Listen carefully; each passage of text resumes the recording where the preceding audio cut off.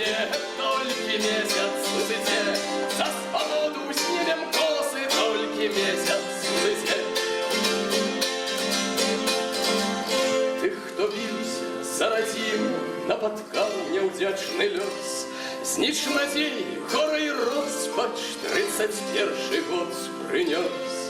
Только прийде час, герої знову з'являться на свет, что так само возьмут косы и за песней пойдут вслед. Только месяц сузите, только месяц сузите, что так само возьмут косы, только месяц сузите, только месяц сузите, только месяц сузите, за свободу снимем косы, только месяц сузите.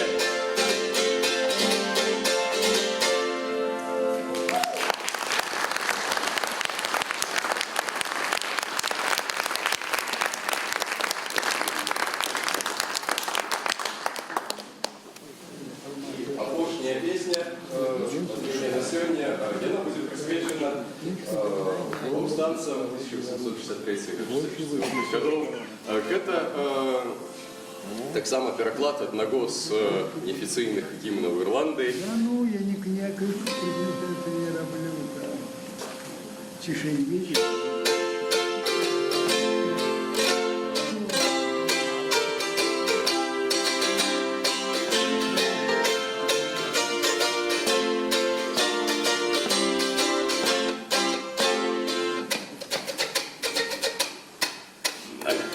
Карних древ свой апошній день зустрел рот, что мстивым царом зрезаны в красе.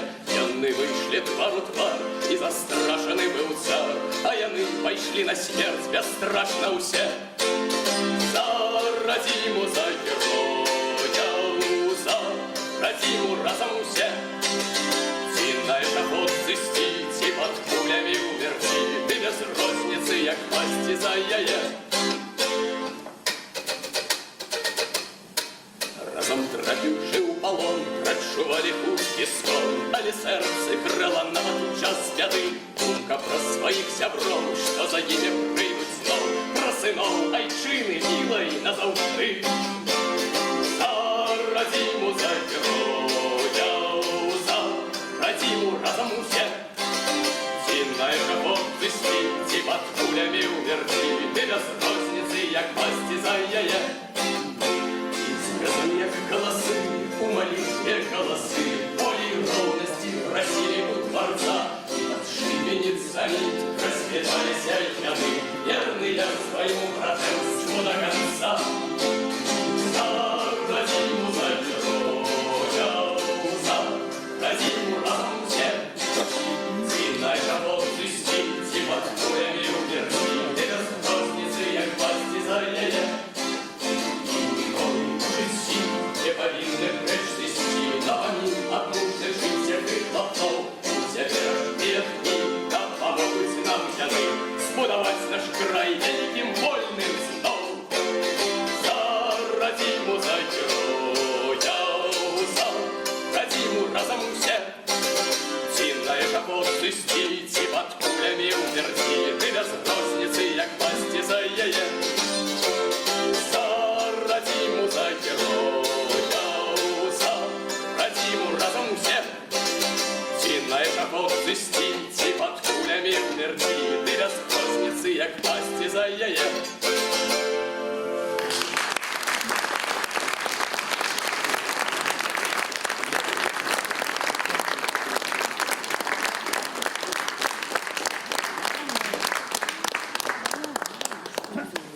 Добрый день, шановные сябры. Дякую, Олесь, за выступ. Найперш я хотел бы вам подяковать и поклониться низко за то, что вы пришли на Кастуся. Это вельми важно. Дякую. Меня зовут Сергей Анумейко. На початку я хотел сказать несколько слов про эту книжечку.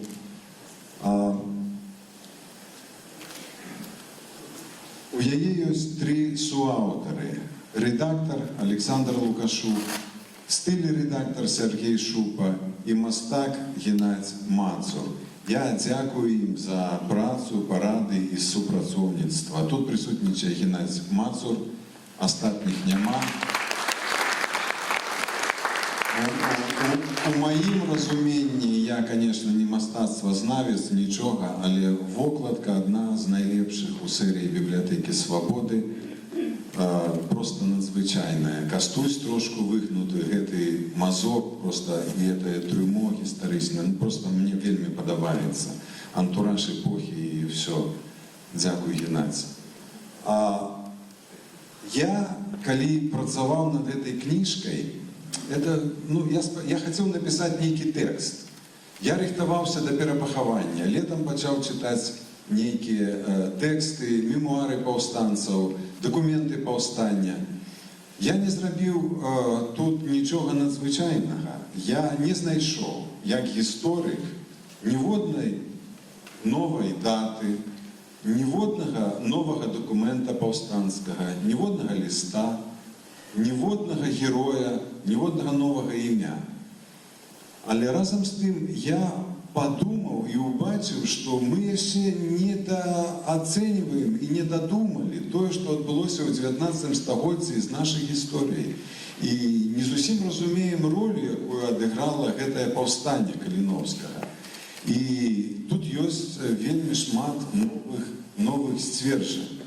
Але це тільки такі концептуальні речі.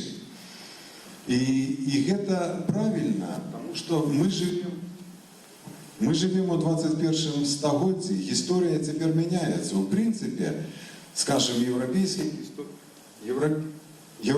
историки давно уже все знайшли даты, імени, документи, події, все якби відомо, тепер треба думати над тим, що відбулося. І ось мені здається, що пора і нашій історії зайнятися тим же, нашим історикам. Ми мали свого волода історичного, Геннадія Кисельова, який все життя присвятив вивченню спадщини Кастуся Калиновського, його життя і діяльності, видав найґрунтовніші книжки. І найперш вони послужили криницею, натхнили мене подумати і створити цю книжку. Після ми ще я скажу некие пункти, які я хотів сказати, до чого я хотів особливо притягнути вашу увагу. Але ми почнемо свою програму тепер. Ми планували разом з виступом Олеся справитися за годину, надовго вас не затримаємо. Після будемо роздавати книжки. Хто захоче, отримає підпис автора. А першому я даю слово белорусскому письменнику Владимиру Орлову.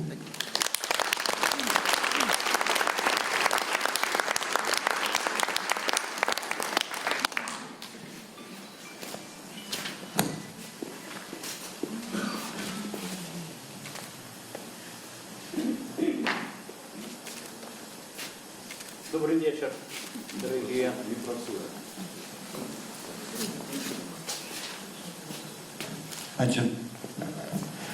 Добрый вечер, дорогие сябры. Паводле радио «Свобода» головным словом про минулого 2019 года было имя нашего национального героя Калиновский. И пасля незабывной величной мистерии пахавання Калиновского и его поплечников 22 листопада 2019 года в Вильне, в этой основе радио «Свобода» просто немагчыма запярэчыць. Але для мяне асабіста под знаком Калиновского и ачоленага ім повстання прамінуў не толькі 2019 год. Гэтыя гады пачаліся з 2013, калі мы святкавалі 150-годдзя пачатку паўстання, калі выйшла грунтоўная, выдатная ілюстраваная кніга Дмітрия Матвейчика «Повстання» 1863-64 годов, нарыс баявых дзеянняў у Беларусі. За гэтай кнігай адзначаны прэміяй імя Францішка Багушевіча нашым беларускім пэн-цэнтрам. Выйшла кніга Камілы і Язэпа Янускевічаў «Партрэты паўстання», са старонкаў якой з рэдкіх, найперш малавядомых, можа быць, упершыню знойдзеных часам фотаздымкаў на нас зірнулі сотні паўстанцаў. Затым выйшла кніга Язэпа Янускевіча «Тварам да шыбеніцы». У 2018-м з'явілася выдатная кніга маладога гісторыка і літаратара Васіля Герасімчыка «Константин Каліновскі. Асоба і легенда», якая таксама была адзначана прэміяй Багушевіча беларускага пэн-цэнтра. І у той самы час выходзілі сотні іншых артыкулаў беларусацэнтрычных, прысвечаных паўстанню і паўстанцкім кіраўнікам. У той самы час пад мелавідамі на месцы самай буйной бітвы з расійскімі карнікамі з'явіўся новы мемарыяльны камень з барэльефам Каліновскага і імёнамі паўстанцкіх кіраўнікоў, якія камандавалі інсургентамі у той бітве. І ўсё гэта ў адказ як бы выклікала каламутную, брудную хвалю публікацый адэптаў, платных агентаў рускага міра і прадстаўнікоў іхняга беларускага пазаддзя. І таму наспявала неабходнасць у яшчэ адной кнізе. У той кнізе, якая канчаткова праставіла акцэнты, якая б дала абгрунтаваныя, доказныя, даступныя самому шырокаму чытачу адказы на надзвычай важныя ў наш час пытанні пра паўстанне 1863 года, пра яго характар, пра яго нацыянальную ідэалогію, пра нацыянальную і канфесійную прыналежнасць яго удзельнікаў. І, вядома, трэба было расставіць акцэнты і у размове пра паўстанцкага кіраўніка, пра нашага нацыянальнага героя, пра нашага першага нацыянальнага беларускага палітыка. Гэтая кніга з'явілася. І гэтай кнізе вельмі пашанцавала, што яе напісаў Сергей Абламейка, у асобе якога у маім уяўленні выдатна спалучаюцца бліскучы гісторык, эрудыт і таленавіты пісьменнік, тонкі эсеіст, нечаканы празаік і, апроч таго, яшчэ і афарыст, што калісьці засведчыла яго кніга «Эгоізмы». І таму некаторыя разважанні, некаторыя высновы Сергея гучаць у гэтай кнізе проста, я б сказаў, афарыстычна. Ну, напрыклад, думка пра тое, што Каліновскі і яго паплечнікі у 1863 годзе знайшлі сваю краіну. Дзякуючы гэтай кнізе 2020 год таксама пачынаецца як год Каліновскага. Тым больш, учора гэтая кніга ўжо паспяхова прэзентавалася на першым агульнанацыянальным музычным фэсце «Ўзаемна», прысвечаным дню нараджэння Каліновскага. Каліновскі і сёння з намі. Ён разам з намі бароніць нашу незалежнасць. Ён і праз 155 гадоў збірае нас пад сцягі вольнасці. Збірае на плошчы, якую мы назвалі ў 2006 годзе яго імем. А тым, хто не здольны і сёння сфармуляваць нашу нацыянальную ідэю, Каліноўскі нагадвае паўстанскі пароль. Каго любіш? Люблю Беларусь. Дзякуй табе, Сергей, дзякуй табе, Кастусь.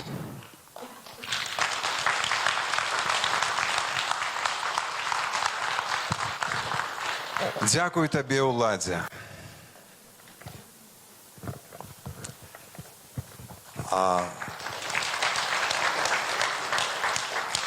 Часу не так шмат застаецца, але да некаторых рэчаў ўсё ж хацелася прыцягнуць увагу, яшчэ раз на іх акцэнтаваць. Я вучыўся ў універсітэце даўно і па-старому лічу, што нараджэнне нацыі пачынаецца тады, калі з'яўляецца група людзей, якая ставіць сабе мэтай абарону інтарэсаў гэтай нацыі палітычнымі сродкамі. Такая група з'явілася, як я убачыў са здзіўленнем, і для сябе нават неяк так. Кастусь дапамог, год ягоны дапамог, выхад ягоны з зямлі. Не ў пачатку 20-го стагоддзя, а яшчэ тады. Падзеі паўстання, ягоная палітыка, ягоная дзейнасць завяршылі цэлы этап паўставання Беларусі, літаратурнага абуджэння і развіцця беларускай нацыянальнай ідэі, які пачаўся ў канцы 18-го, пачатку 19-го стагоддзяў. І галоўнае, чаму мы раней не глядзелі на гэта сваімі ўласнымі беларускімі вачыма? Мы калісьці яшчэ маладымі з Сергеем Дубаўцом пісалі, што трэба глядзець на гісторыю сваімі вачыма ў 80-е гады.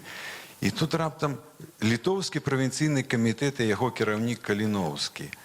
Так, але 1 лютага 1863 года яны ператварылі гэты камітэт у часовы правінцыйны ўрад Літвы і Беларусі.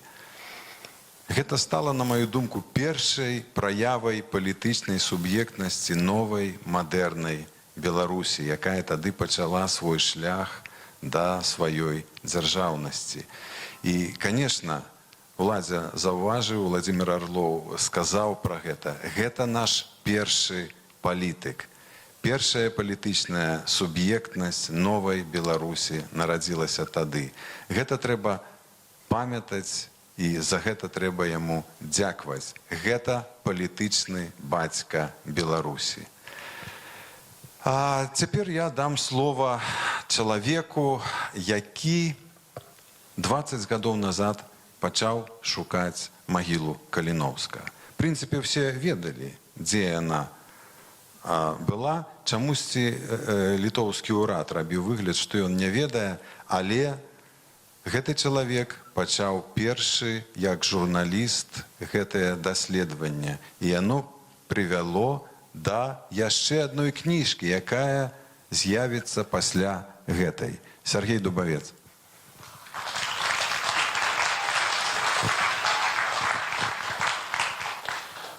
Ну, не я один, мы разом с Сергеем Харэўскім занялись этим даследаваннем у 2000 годзе. І тады з'явілася першая публікацыя. Мы гаварылі з беларускімі гісторыкамі, але беларускія гісторыкі людзі такія нерашучыя і не ўгрызліся ў гэтую тэму, каб яе падняць шырока, паставіць перад літоўцамі. Літоўцам это было не трэба, таму што паўстанне на той час для іх лічылася хутчэй, у іхняй гістарыяграфіі лічылася хутчэй шкодным, чым карысным. І далей пачынаецца містыка. Містыка пачынаецца, мы патроху падымаем эту тэму, пачынаем на месцы магілы. Там нічого не было, там нават быў зроблены водаадвод, чым пашкодзілі там парэшткі паўстанцаў. У свой час тых, хто добра упарадкаваў замкавую гару. Вось, мы там пачалі збірацца на нейкія даты, класці кветачкі. І тут 3 гады назад гора развярзаецца. Як кажуць археолагі пасля літоўскія, і першым паказаўся Каліноўскі. То бок, не гледзячы на незгоду літоўцаў, не гледзячы на нерашучасць беларусаў, Каліноўскі зрабіў гэта сам. Ён выйшаў і сказаў: вось я ёсць. Ён выйшаў і сказаў, што я і мае паплечнікі пахаваныя на гэтай гары. Далей містыка працягвалася. У прэсе у нас пачалі, ну тут ужо згадвалі, пісаць пра польскае паўстанне. Што такое беларусу сказаць польскае паўстанне? Это не твоё паўстанне, оно табе чужое. Взято это з расійскай гістарыяграфіі, таму што для расейцаў яно сапраўды чужое, а у беларусаў нічого свайго не мусіць быць. Вось. І тут раптам гэта містэрыя пахавання на самым высокім дзяржаўным узроўні. Раптам літоўцы пераглядваюць свой погляд на паўстанне. Всім кіруе Каліноўскі. І урэшце адказам на ўсе гэтыя закіды з боку рускага міра выходзіць вот гэтая кніжка. Мяне не пакідае гэтае містычнае пачуццё. Я думаю, што я таксама напісаў Каліноўскі рукамі Абламейкі. Каліноўскі, у адрозненне ад сённяшніх беларусаў, быў чалавек рашучы, гераічны. І я думаю, што ён і цяпер нам паказвае прыклад, і нам трэба да яго далучацца з усёй нашай нерашучасцю. Ну, а што да кніжкі, то фармальна гэта анонс вялікай кнігі, якая будзе называцца «Каліноўскі на свабодзе», якая выйдзе недзе праз месяц, максимум 2. Гэта пад 800 сторонак. Гэта ўсе палемікі. Гэта ўсе, вот, як у Свіслачы, як у Шоўцы паўстання працягваецца. Кожны год выходзяць актывісты класці кветкі. Кожны год назаўтра штрафы суткі. Зноў Новы год выходзяць класці кветкі. Назаўтра штрафы суткі. Это з года ў год працягваецца. Это барацьба, это працяг паўстання своеасаблівы. Гэта палемікі з гэтым рускім мірам. Пра польскасць. І не наш герой там і все такое. Гэта палемікі паміж беларусамі і палякамі, паміж беларусамі і літоўцамі. І все вот эти лініі, яны сабраныя ў одну кнігу. Я вельмі рэкамендую, раю, сачыце за рэклямай. Дзякуй.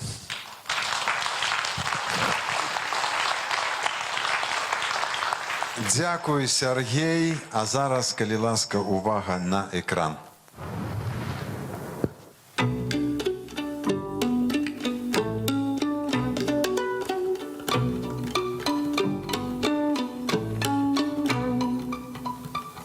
Ён мне неяк позваніў і кажа: не спаў до 5-й раніцы, не мог адарвацца, трэба было раздзел дапісаць. Аднойчы прачнуўся ад здагадкі нейкай, усё раптам праяснілася і заплакаў. У першым варыянце рукапісу было столькі клічнікаў, што я, як рэдактар, іх павыкрэсліваў. Бо яны былі не столькі пра героя, колькі пра самога аўтара. Зараз, думаю, трэба было пакінуць. Але выкрэсленае, калі яно сапраўднае, застаецца.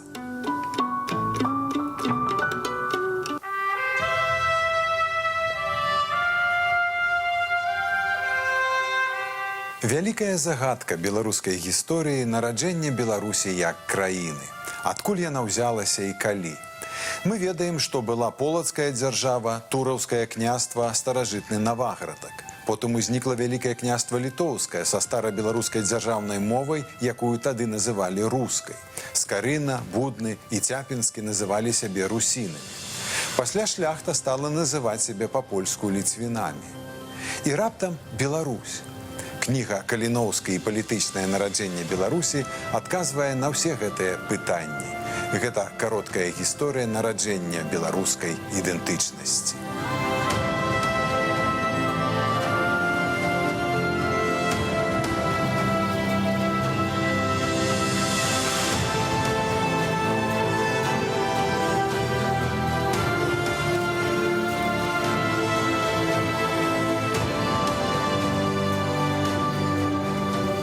Што пачынаецца, калі сканчаецца ўсё? Здымуць з пятлі, скінуць у яму, зальюць вапнай, засыпяць жвірам, здратуюць, забудуць, успомняць, паставяць крыж, знясуць, зноў забудуць і не схочуць успамінаць, але не дадуць рады, калі ён паўстане. Тады ачуняюць, жахнуцца, заплачуць, памоляцца, ушануюць, усцешыцца, каб ужо не забыцца ніколі. А сам ён стане сваёй краінай, намі.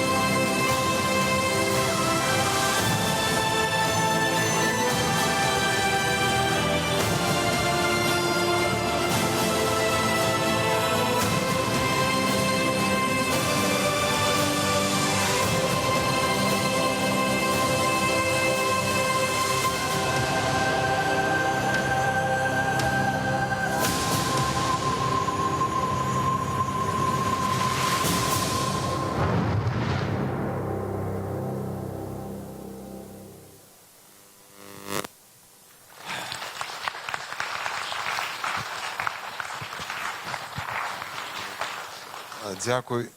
Алло, чуваць? Гэта быў такі рэкламны ролик, якімі мы рэкламуем свае кніжкі. Я шкадую і дзіўлюся, што Кастуся ўсё яшчэ трэба бараніць. Прычым часам бараніць ад нашых, ад беларускіх гісторыкаў. Конечно, раз вы пришли сюды, вы ведаеце не толькі асобу Кастуся і яго чын, але і тое, вакол чаго спрачаліся. Адно з самых вострых выказванняў зрабіў прафесор, член-карэспандэнт Акадэміі навук Беларусі Ігор Марзалюк. Ён сказаў, што чалавек, які называў праваслаўе сабачай верай, не можа быць нацыянальным героем Беларусі і не варты быць уключаны ў гісторыю беларускай дзяржаўнасці, якую там сёння пішуць. Я вам хочу сказаць, што мы разумеем, што гэта кан'юнктурная заява, што, на жаль, палітыка ў нас такая, што істэблішмент наш, на жаль, глядзіць сёння на ўсход, што гэта рускі мір дыктуе людзям гаварыць такое. І тым не менш, Кастусь мае патрэбу ў абароне. Мы павінны ведаць, што ў Беларусі ўсё ж існуе гістарычная навука, не толькі афіцыйная, але і неафіцыйная, што ў Беларусі дзейнічаюць гісторыкі, якіх выкінулі з прац з інстытута гісторыі, катедраў. Гісторык павінен ацэньваць мінулае паводле асноўнага метаду гістарычнай навукі, гісторыка-генетычнага. Гісторык не мае права ацэньваць мінулае з пункту гледжання сучасных яму ідэалагічных прыярытэтаў і не мае права пераносіць туды ідэалагічныя схемы сучаснасці. Каліноўскі з тактычных меркаванняў выступаў у абарону Уніі, таму што ў той час гэтая рана, выкліканая з абаронай Уніі, была яшчэ актуальную. Пра гэта пісалі ворагі Каліноўскага, тыя, хто з ім быў не згодны. Польскі рэвалюцыянер Баліслаў Шварца пісаў генералу Міраслаўскаму Францыю, што мы можам пытанне ліквідацыі уніі выкарыстаць на літоўскай Русі, бо яны все яшчэ абураюцца гэтым. Памяць яшчэ была жывая. Сёння ў нас большасць у краіне праваслаўная. Гэта добра. Сёння ёсць католікі, уніяты. Мы нікому нічога не навязываем, ніякай веры, нічога. Але не маем права судзіць Кастуся, таму што тады у яго былі іншыя прыярытэты. Мы павінны гэта разумець. І вось вам статыстыка. Царскім уладам удалося ўстанавіць веравызнанне 116 членаў рэвалюцыйнай арганізацыі Серакоўскага, Урублеўскага, Каліноўскага, старэйшага ў Санкт-Пецярбургу. 40 з іх было праваслаўныя, і яшчэ некалькі лютэране, астатнія католікі. За ўдзел у паўстанцкіх атрадах было асуджана і выслана на катаргу 14 праваслаўных святароў, якія змагаліся з расійскімі ўладамі. Уладзімір Арлоў згадваў бітву пад Мелавідамі, якая адбылася ў траўні 1863 года. У атрадзе ў Рублеўска, там былі аб'яднаныя сілы паўстанцаў, на баку паўстанцаў з расейцамі ваявалі праваслаўныя манахі Жыровіцкага манастыра. Праваслаўныя шляхцічы у поравень з каталіцкімі шляхцічамі узначальвалі паветы, займалі паўстанцкія пасады. Праваслаўны шляхціч Вітольд Гажыч быў кіраўніком лідскага павета. У паўстанні бралі ўдзел тысячы праваслаўных беларусаў.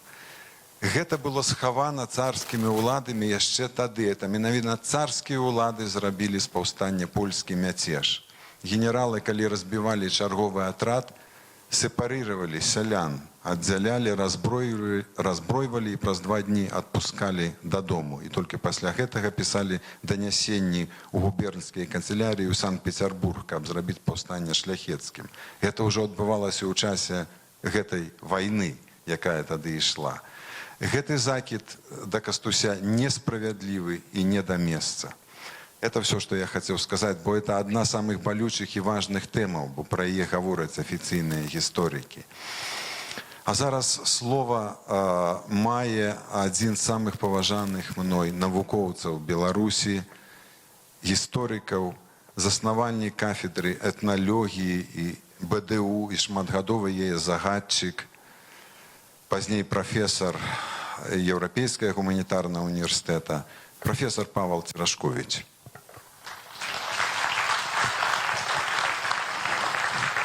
Дякую вялікім. Ведаеце, ёсць такія паўторы ў беларускай гісторыі. Ну, вось вспомніце, першая палова 19 стагоддзя, пасля Касцюшкі, вырастае новая генерацыя моладзі, пачынаецца паўстанне. Новая генерацыя моладзі, зноў паўстанне. І з Каліноўскім штосьці падобнае. Кожная новая генерацыя беларускіх інтэлектуалаў у 20 і 21 стагоддзі зноў чытае Каліноўскага. І зразумела узнікае пытанне, а што ж там яшчэ можна вычытаць? Бо сапраўды новых дакументаў няма. У 1933 годзе ў Вільні ксёндз Адам Станкевіч надрукаваў брашуру пра Кастуся Каліноўскага, якая па зместу вельмі падобная на тую кніжку, якую сёння прэзентуе Сяржук. І ўзнікае пытанне, навошта гэта трэба? Сёння ўжо шмат казалі пра тых, хто не ўспрымае Каліноўскага, і у тым ліку і ў нашай краіне.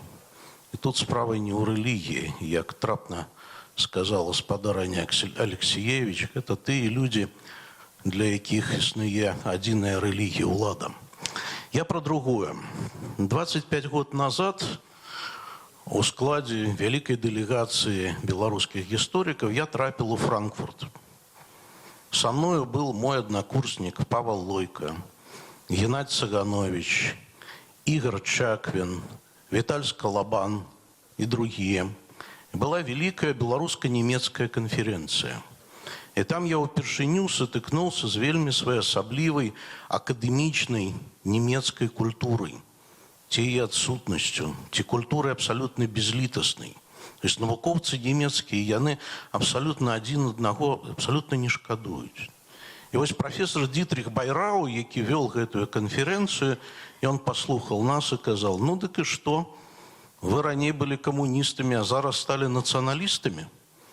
Нам было страшэнна крыўдна, таму што апроч Віталія Скалабана ніхто з нас ніколі камуністам не быў. І далей ён кажа: а чаму это вы вырашылі, што ў Каліноўскага была нацыянальная ідэя? Дзе яго нацыянальная праграма? Пакажыце. І чаму вы лічыце, што «Мужыцкая правда» была газетай? Гэта былі улёткі. І чаму вы ўвогуле лічыце, што ён беларус? Складанае пытанне. І вось, шчыра кажучы, такой падлянкі ад немцаў мы не чакалі. Бо якая немцам увогуле справа да Каліноўскага? І адказалі мы ім вельмі проста: нам не патрэбна яго праграма, не патрэбна план пабудовы беларускай дзяржавы, якой сапраўды не было. Каліноўскі ён наш, мы яго так і ўспрымаем. І вось дзеля гэтага трэба кожнай генерацыі яшчэ раз чытаць тэксты Каліноўскага. Іх не так шмат. Але кожная генерацыя штосьці ў іх новае адкрывае. І я літаральна 2 словы пра кніжку. Што яна мне нагадала? Увогуле такі вобраз узнік, што гэта «Мужыцкая правда» нумар 8. Бо у Сержука стыль, ён нечым нагадывае стыль Кастуся Каліноўскага. Як Каліноўскі ён тлумачыў дзецюкам, як павінен працаваць урад, для чаго патрэбная асвета, так і Сержук спакойна, у сціплай такой кароткай форме тлумачыць, што такое нацыянальная ідэя. Да ў першую чаргу гэта тое, што паўстанцы апрануліся ў світкі. І вось таму трэба гэтую кнігу чытаць. Дзякуй, Сержук.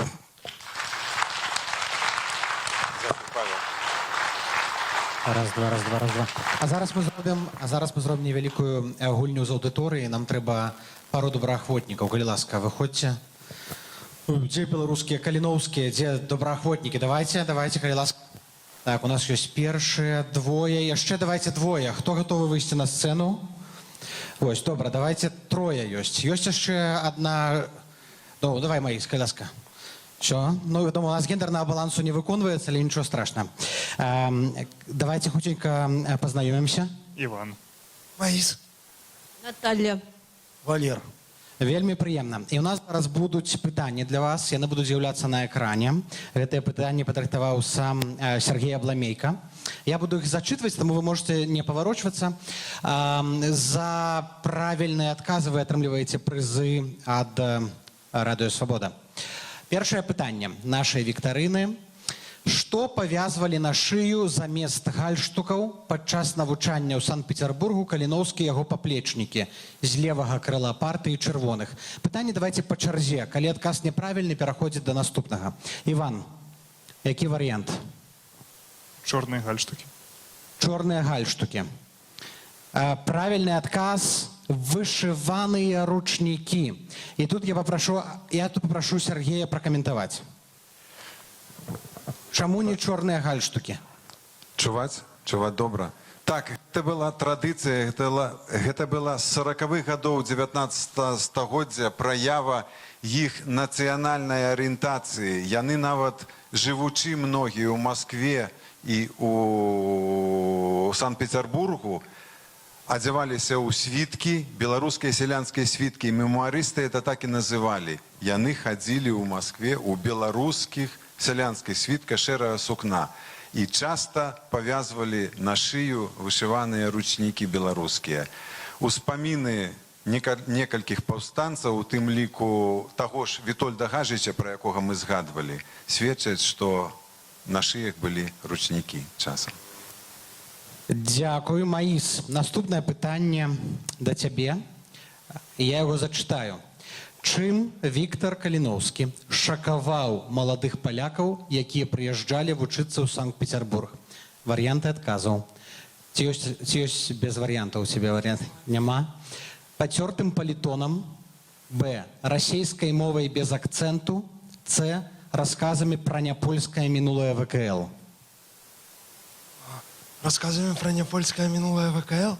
Правильно, правильный отказ. Маіс, віншуем, у нас ёсць першы правільны адказ, але мы потым яшчэ паспрабуем рэабілітавацца. Слушна?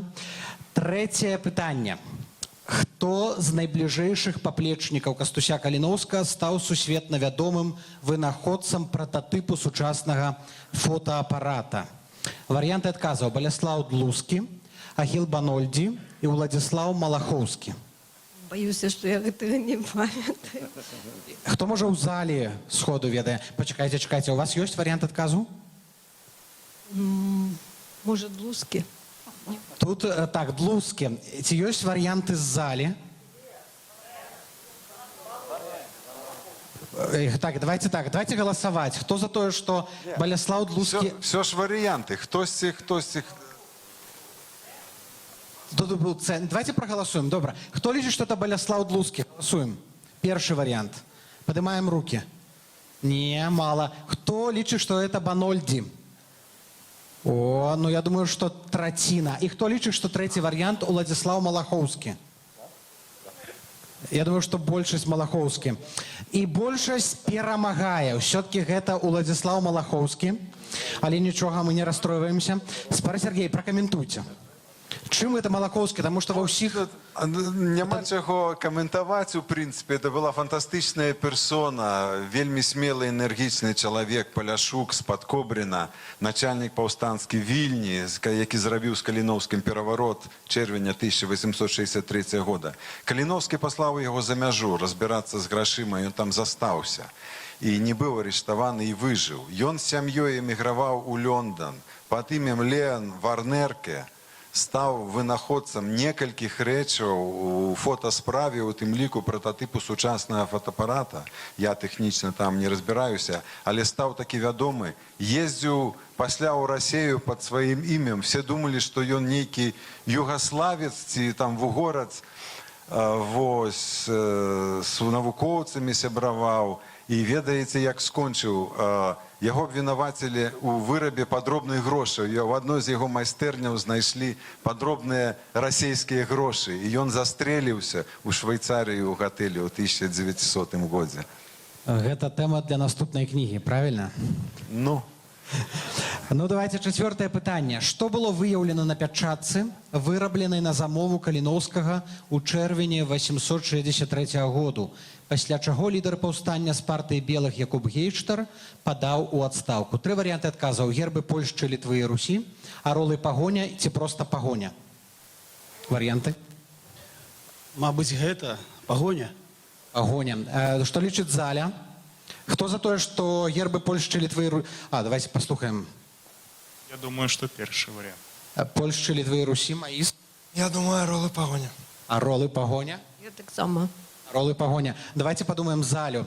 Запытаемся залю. Гербы, першы вариант. Хто за? Гербы Польшчы, Літвы і Русі. 3, 5. Ну так, не густа. Аролы пагоня.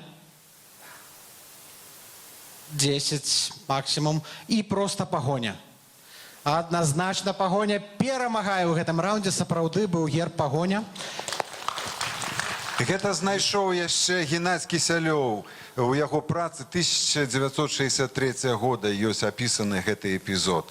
Такая вот старая праца Геннадзя Кісялёва, і там гэты факт апісаны. Гейштар быў вымушаны падаць у адстаўку. Чырвоныя зноў вярнулі сабе ўладу, і так. І гэты ўрад увайшоў у гісторыю пад імем чырвонага жонду. Я прапаную называць яго другім урадам Каліноўскага.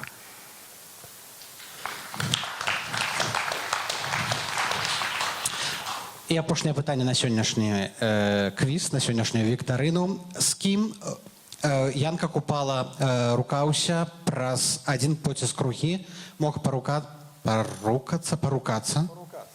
з самім Каліноўскім. І тры варыянты адказаў: Габрыэль Есьман, Фелікс Зянковіч і Зыгмунд Чаховіч. Іван, складанае пытанне, правда? Вельми. Давайте паспрабуем. Варыянты. С. Я думаю, что С. Так, Зигмунд Чахович, это вариант Ивана. И варианты в зале. Кто за первый вариант голосуем? Кто за другий вариант? О, 10-20 рук. И кто за третий вариант? Зигмунд Чахович. Ой, абсолютная большиня. И это слушный отказ. Зигмунд Чахович. Так что я думаю, что нас все удельники сегодня отказали правильно, хотя бы по разу.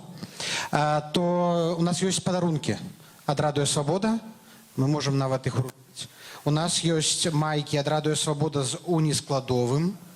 Это фирмовые мерч Радио Свобода. Это... Маленький памер, я гляжу, нейкі, не? Что маленькие? Они растягиваются. Это универсальный помер. Ну, мы можем...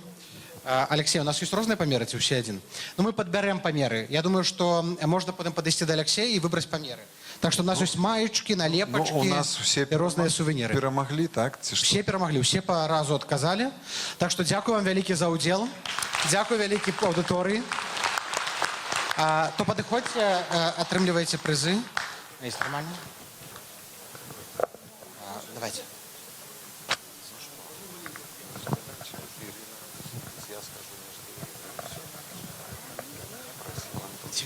Ну скажите, у нас тут человек з національною шапкою літвінкою.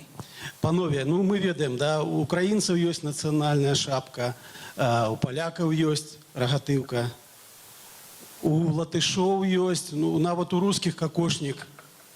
А белорусы, ну, не все умеют зараз на белорусской мове размаўляць, пакуль что вельмі добра себя позначали вышымайками.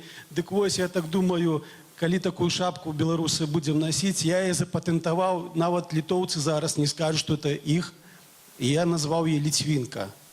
Маем право, потому что носили и калиновцы на 4 боки такую шапку, и шмат у наших стародавних белорусских национальных уборах такая рогатывка была. Так что смело можем носить так, называть ее литвинкой, калі ласка. А я спадзяюся, зараз мы ее запустим и будем выраблять. Так что белорусский материал, лен, все майте на увазе. Чакайте. Дякую. Наклад мінімум 10 мільйонів, пам'ятаємо, так? Добре, спар Сергій, калі ласка. Дякую. Ну, добра. Аддушина такая у нас атрымалася. Але насамрэч гэта вельмі сур'ёзная тэма і вельмі балючая. Лёс паўстанцаў быў вельмі трагічны. У нас тут ёсць ілюстрацыі з гэтай кніжачкі, якая ёсць. І тут не падпісаны іх лёс. Напрыклад, гэты малады чалавек Ігнат Зданович, або гэты малады чалавек Цит Далеўскі. Там просто іх імёны падпісаныя, а маглі стаяць даты смерці, даты пакарання смерцю. Яны ляжаць разам з Кастусём зараз там, у капліцы на могілках Росы. Ігнат Зданович, міністр фінансаў Чырвонага жонду. Ніколі не забуду, як Геннадзь Васильевич Кісельоў апублікаваў ліст 1858 году ад бацькі да Ігната, які толькі прыехаў у Санкт-Петербург студэнтаў. І он пісаў ему: «Игнасю, дорогие, мы с мамой на коленях тебе просим. До нас дошли чутки, что ты там знаешься с Калиновскими. Игнасю, яны тебе до добра не доведут. Ратуйся от них. Не май з ими ніякой справы». И он ему отказывает: «Татусь, не турбуйся. Яны нас только сустрели там и показали, як кватэры зняць. А тут дураць нас.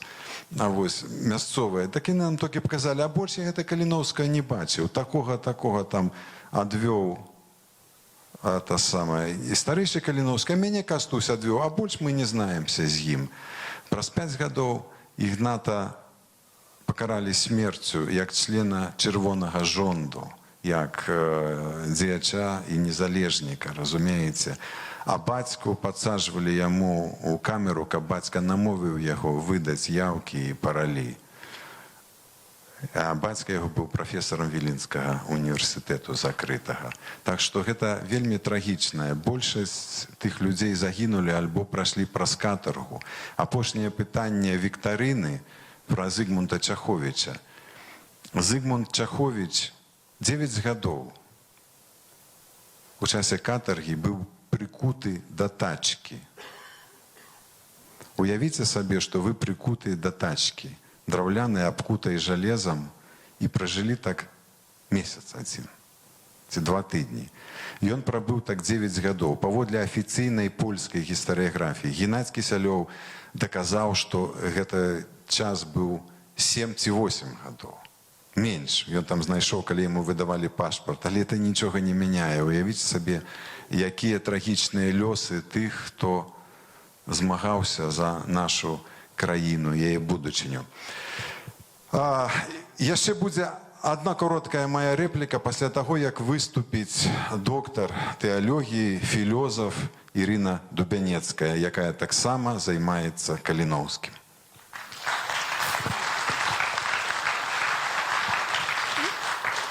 Дзякую, вітаю ўсіх. Я, сапраўды, калі займалася Каліноўскім, мяне уразіла эта сітуацыя апошніх гадоў, якая пачалася ў 13-м годзе. От калі менавіта беларускія гісторыкі паміж сабой спрачаюцца за Каліноўскага. Калі не тое, што беларускія гісторыкі там супраць расійскіх, ці супраць польскіх, ці супраць літоўскіх, а беларускія супраць беларускіх. І тыя, што якія менавіта беларуска арыентаваныя, то есть тое, што мы можам сказаць, просто нашы. І от гэтыя нашы гісторыкі паміж сабою таксама вельмі інтэнсіўна спрачаюцца, і пункт спрэчкі адзін, гэта нацыянальнае пытанне Каліноўскага. Ці быў Каліноўскі беларусам па сваёй свядомасці, беларусам у сучасным, больш-менш сучасным разуменні гэтага слова. Калі глыбока влезла ў тэму, я пабачыла, што, на маю думку, гэтае пытанне паўстае ўсё ж такі ад недачытанасці Каліноўскага. Таму што калі Каліноўскага уважліва прачытаць, гэтага пытання не паўстае. Каліноўскі гаворыць скрозь усю мужыцкую праўду, і некаторыя пісьмы з падшыбеніцы, ён гаворыць, яго асноўны дзейнік — гэта мы. І вот гэтыя мы гавораць ад першай асобы множнага ліку, і гэтыя мы фармулююцца некалькі разоў як мужыкі-беларусы. Не кажучы пра многія іншыя рэчы. І вось тут вельмі важным паўстае тое, што неяк да гэтага часу такого пытання нават не паўставала. Вось праз, мусіць, усё 20-е стагоддзе Каліноўскі быў, відаць, самым, мусіць, менавіта самым вядомым і самым бясспрэчным беларускім героем. У беларускай літаратуры няма нікога блізка гістарычнага персанажа, які бы набліжаўся да Каліноўскага па колькасці твораў яму прысвечаных і па адзінадушнасці пазітыўнай узнёслай ацэнкі. Няма. Ён заўсёды быў дзесьці вось на вяршыні. За яго спрачаліся гісторыкі, за яго, бачыце, цяпер ён стаў дзесьці на пярэднім краі ідэалагічнага змагання. А тое, што неяк пражывалася ў свядомасці людзей, но было заўсёды бясспрэчна. І прычым, вось, калі, скажам, паўстанне 63-64 гадоў, можа, і не ёсць самай апісанай у літаратуры тэмаю. То есть ёсць іншыя гістарычныя моманты, там, безумоўна, Другая сусветная вайна гэта пераважыць. Але з асобных персанажаў беларускай гісторыі, прычым усёй беларускай гісторыі, я думаю, можа, не ведаю, Каліноўскі бясспрэчна, нашмат больш апіяны, чым усе іншыя. І прычым такім чынам, якім, пачынаючы ад нейкіх сярэднявечных балад, гераізацыі некай асобы, да нейкіх самых такіх дзіўных варыянтаў, але вельмі многа ў літаратуры Каліноўскага не проста гераізуецца, а ён нават дэіфікуецца.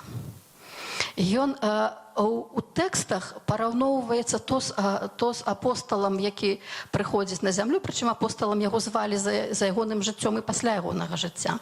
І што таксама у гэтай кнізе пра гэта згадваецца, што яго называлі сапраўдным апосталам беларускага народу.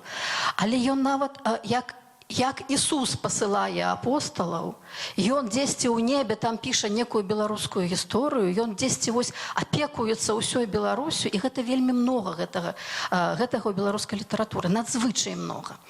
І вот мне здаецца, што 19-й год ён неяк расставіў апошнія кропкі над усімі і ўсе крэскі над усімі у пытанні адносінаў Каліноўскага да Беларусі. Гэта бел-чырвона-белая вільня на пахаванне Каліноўскага. Это калі мы памятаем, як беларусы зрабілі, спачатку была спрэчка якая. Ці будуць там па-беларуску надпісы на магілах паўстанцаў, на асуарыях, у якіх будуць парэшткі паўстанцаў. Літоўцы сказалі, не, па-літоўску і па-польску. Ввогуле, што такое беларусы? Беларусы прабілі масавасцю, менавіта падпісаннем лістоў у польскі сейм. Прабілі. Тады беларусы паспрабавалі заявіць сваё права на Каліноўскага і паўстанцаў зноў-такі лістом з просьбаю пахаваць іх у Менску, у цяперашняй сталіцы Беларусі, а не ў тагачаснай. Ну, зразумела, што гэта прайсці не магло, але яно было заяўлена. І от калі Каліноўскі не патрапіў у сучасную Беларусь, сучасная Беларусь паехала да Каліноўскага, у Вільню. І гэта ўразіла і літоўцаў, і палякаў, і ніхто з іх такога не чакаў. Калі сапраўды кадры былі цяпер, і кадры, якія не паехалі ў Вільню, яны сядзелі 7 гадзін, глядзелі гэтую простую трансляцыю ў Менску, і гэта бачылі ўсе, што вся Вільня была беларускаю. Беларусы прыехалі хаваць сваіх. І вот тое, што Владзімір Арлоў згадаваў, калі плошчу перазвалі ў 2006 годзе, цэнтральную плошчу, кастрычніцкую плошчу Кастуся Каліноўскага, з Каліноўскі беларусамі успрымаўся як свой, абсалютна свой дашчэнту. І, скажам, гісторыкі спрачаюцца. І вось у гэтай кнізе ёсць такі вельмі цікавы момант, дзесьці напрыканцы кнігі Сергей піша пра дзесьці больш-менш адказ на гэтае пытанне, чаму ён такі важны, чаму ён такі значны. Дзесьці вось у гэты бок. Ён гаворыць пра смерць Каліноўскага, пра сімволіку смерці Каліноўскага. З ягоных тэкстаў Каліноўскі, калі ён гаворыць пра сваю смерць, у яго паўстае такі багаборскі матыў багаборства. І ён гаворыць, калі за нашу праўду Бог нас стаў караці і ў адвечным саду велеў прападаці, то мы прападзем марна, а праўду не кінем. Хутчэй шчасце і неба, як праўду абмінем. І пытанне паўстае, што выбар, калі на адной шалі неба і шчасце, неба гэта вечнае жыццё, на другой шалі гэтая праўда, мы застаемся з праўдаю. Мы потым гэты багаборскі матыў сустракаем у Купалы, які спрачаецца з Богам, за што, Божа праведны, магучы, караеш так няшчасны свой народ. Потым мы вельмі прыгожа гэты матыў бачым у Караткевіча, які у вершы быў ёсць «Буду славутым», дзе ён кажа пра сэрца распятае, і кажа, за тых, хто крывёю піша у нязгодзе з рабства подлай дарогай, за тых, хто за край родны, за ўсе народы, паўстане нават на Бога. І Купала, і Караткевіч, яны дзесьці развіваюць гэту тэму Каліноўскага. Каліноўскі памірае, каб народ жыў. Гэта тое, што сапраўды ён кладзе на шалі, ён кладзе не проста сваё жыццё, ён кладзе, як у Евангеліяна, максімальную любоў, гэта аддаць душу сваю за блізкага свайго. Ён аддае сваю душу, ён аддае сваё вечнае жыццё, ён аддае все, што ён мае, самае все, што ён мае, дзеля таго, каб народ жыў, дзеля таго, каб краіна была. І, безумоўна, гэта максімальная ахвяра, якую можа зарабіць чалавек. То есть гэта не проста жыць і памерці за краіну, гэта сапраўды аддаць все, што толькі можа быць. І гэта, безумоўна, вельмі цікава. Але цікава яшчэ тое, што ён гаворыць, настойвае на у 4 радочках, якія кое-как прачытала, там канцэнтрацыя слова «праўда». І яна канцэнтруецца, вот эта канцэнтрацыя слова «праўда», это слово «праўда» это мусіць асноўнае слово Каліновскага. Ну, пачынаючы з таго, што мужыцкая праўда, але як пачынаецца першы нумар мужыцкай праўды? Таксама, што цяпер наша рука, мы сваёю рукою, якую вы думалі, што яна толькі для сахізму прыдатная, будзем пісаць сваю праўду і такую праўду справядлівую, як Бог на небе. І вот это зноў праўда і Бог, яны становяцца дзесьці в адзін шэраг. І што гэта за праўда? Калі ён кажа, і таксама часам спамяні пра Яську свайго, што загінуў за праўду для дабра твайго. І вот гэта праўда, яна якраз і ёсць вот гэтае, вот тое, што ў нас уже сёння гучала, што я ёсць, мы ёсць, у яго гэтае мы, так? Мы гэта краіна, гэта народ, гэта Беларусь. Вот гэта ёсць тая праўда, пра якую ён весь час гаворыць. Гэта тая, што суб'ектнасць народу, суб'ектнасць краіны. І тое, што, от як Сергей Дубавец сказаў, Каліновскі разверз гару, выйшаў і сказаў, вось я. І вот гэта ёсць гэтая праўда. Гэта праўда таго, што заява пра тое, што мы ёсць. І вы нікуды ад гэтага не дзенецеся. І мы ёсць, і ў нас ёсць праўда. І мы гэтую праўду будзем тлумачыць, расказваць і гэтак далей. І вось таксама, каб завяршыць, я хочу на сімволіку нараджэння Каліновскага пераключыцца. Вот сімволіка смерці, она прагучала. Ёсць вот таксама то, што сёння гаварылі, мне было вельмі цікава, як гучыць Каліновскі ў кантэксце нейкіх нашых важных беларускіх персанажаў. Вот все пачынаецца яшчэ ў канцы 18 стагоддзя. Самыя раннія персанажы, якія пачынаюць сапраўды працаваць на тое, што мы цяпер называем Беларусь, хто вот першы, хто пачынае пісаць нейкія тэксты, вершы па-беларуску, хто інтэнсіўна збірае беларускасць і яе нейкім чынам прапагандуе і уводзіць вот інтэлектуальна, ўжо гэта Ян Чачот. Ян Чачот нарадзіўся на Купалле. Ён нарадзіўся ў 1796 годзе на Купалле, так, на летні сонцаварот. У тым самым годзе на каляды, на зімовы сонцаварот нарадзіўся Тамаш Зан, які быў наш першы архіпрамяністы, першы і адзіны, той, хто сапраўды сабраў і філаматаў, філарэтаў, прамяністых, і той, хто быў маторам усіх, то, што мы цяпер можам назваць беларускіх рухаў пачатку 19 стагоддзя. Адзін на Купалле, адзін на каляды. Праз 2 гады пасля іх на каляды нарадзіўся Міцкевіч. Тады па нейкім часе, што мусіць цэнтр усяго, на вясновае раўнадзенства нарадзіўся Францішак Багушевіч, які стаўся проста уже сапраўды тым, хто фармуляваў Беларусь. Вельмі мацней за каго іншага, і каго вельмі часта называюць бацькам беларускай ідэі. Хаця мы тут гаворым пра тое, што гэта Кастусь Каліновскі. І пасля яго, ўжо трошачку бліжэй да канца 19 стагоддзя, у 82 годзе, зноў в адзін год, зноў яшчэ адна пара, на Купалле Янка Купала і на дзяды Якуб Колас. Вот яны, глядзіце, это Купалле, каляды, вясновае раўнадзенства, і Колас на дзяды, а Кастусь Каліновскі на грамніцы. Это вот, праверце, паглядзіце все іншыя народы, паглядзіце все іншыя гісторыі, вы такога не знойдзеце. Каб вот на нейкія самыя гэтыя такія вось салярныя і лунесалярныя вузлы года якраз нарадзіліся асноўныя цэнтральныя персанажы. Такога больш нідзе няма. І гэта як бы сімволіка нараджэння Каліновскага. Ён патрапляе вот у гэты шэраг вот гэтага некага беларускага космасу, беларускага календара, які, мне здаецца, што это такая пробная думка, я не ведаю, як і вам она спадабаецца, можаце потым пашукаць іншых, згадайце аднаго з цэнтральных персанажаў 20-го стагоддзя.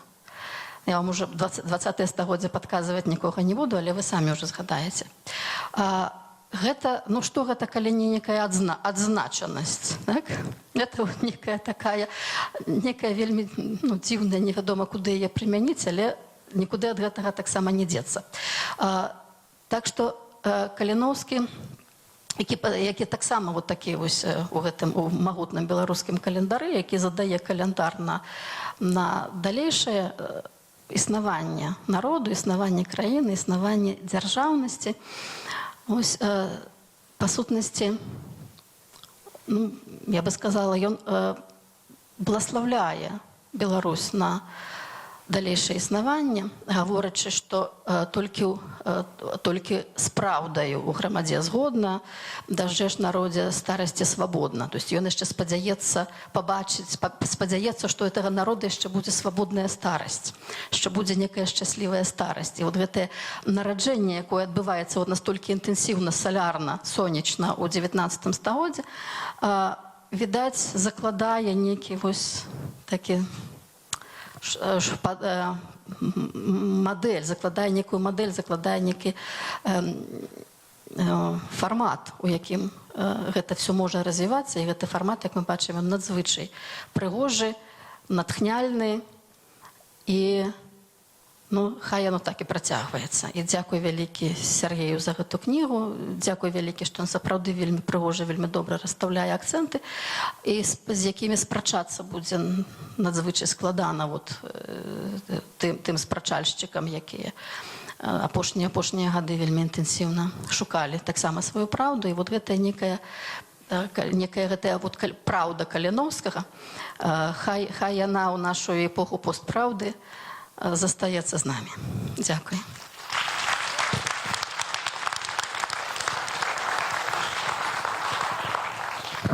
І гэта было ўсё, апошні выступ, і мы заканчваем прэзентацыю гэтай кніжачкі. Дзякуй вялікі, што вы прыйшлі. Зноў кажу, да Кастуся, не да Радыё Свабода, нават не да гэтай кніжкі і яе аўтара. Я лічу, што вы все прыйшлі да Кастуся. Дзякуй вялікі і паклон.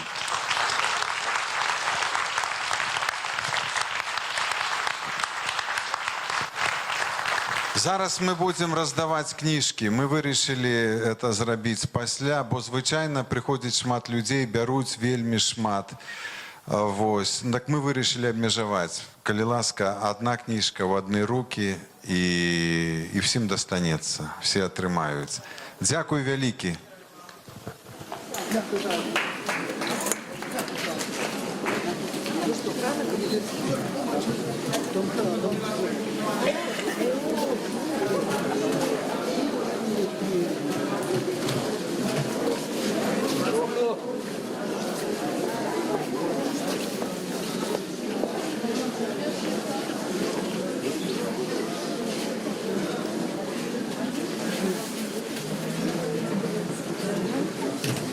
Вы что, идеете, как?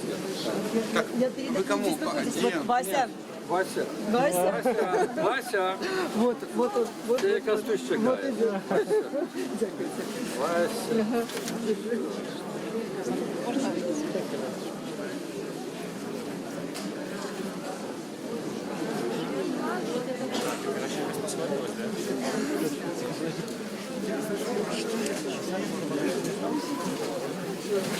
Як за гроші.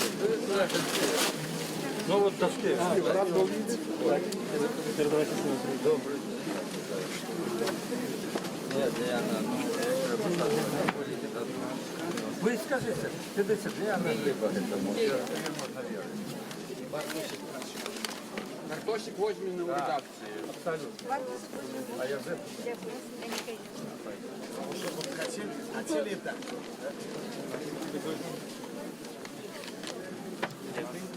Аккуратно, давайте не будем штурхаться. А я вам хочу сказать, что без подписа от книжки легче позбавиться. У нас есть? О, хто хоче, ще може взяти наліво. Кому потрібно. Перцы, кресло себе. Ні, не сам. Так, давайте. По одной. У нас